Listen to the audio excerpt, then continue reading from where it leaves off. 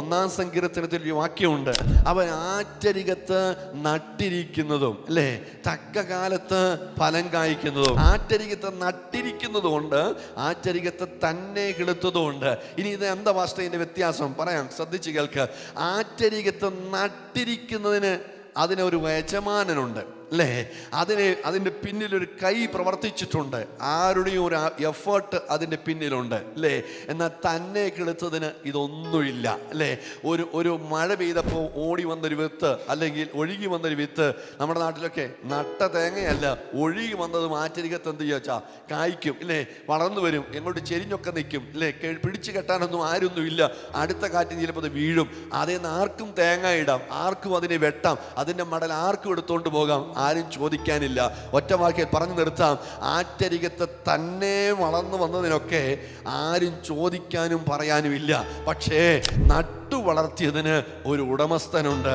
അതാ ഞാൻ പറഞ്ഞത്, ഈ തോട്ടത്തിൽ നീ തന്നെ വളർന്നു വന്നതല്ല, ഇതിനകത്ത് നട്ട് ഒരുവനുണ്ട്. ദൈവസഭ എന്ന തോട്ടത്തിനകത്ത് നിന്നെ നട്ട യജമാനന്റെ പേരാണ് യേശു. ആ യേശു കർത്താവ് കൊടുത്ത എഫേർട്ട് കാശല്ല കുഞ്ഞെ, ഇന്ത്യൻ കറൻസി അല്ല, അമേരിക്കൻ ഡോളർ അല്ല, പിന്നെയോ തൻ്റെ ചങ്കില് ചോര കൊടുത്തിട്ടാണ്. ഹല്ലേലൂയ.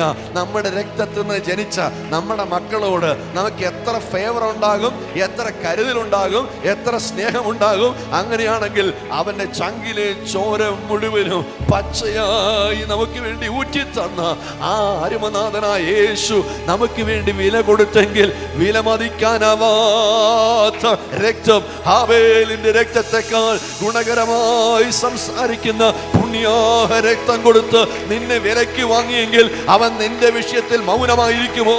അവൻ അടങ്ങിയിരിക്കുമോ? അവൻ പ്രവർത്തിക്കാതിരിക്കുമോ? അവൻ കരുണ തോന്നാതിരിക്കുമോ? അവൻ സൗഖ്യമാകാതിരിക്കുമോ? അവൻ വിടുവിക്കാതിരിക്കുമോ? അവൻ സഹായിക്കാതിരിക്കുമോ?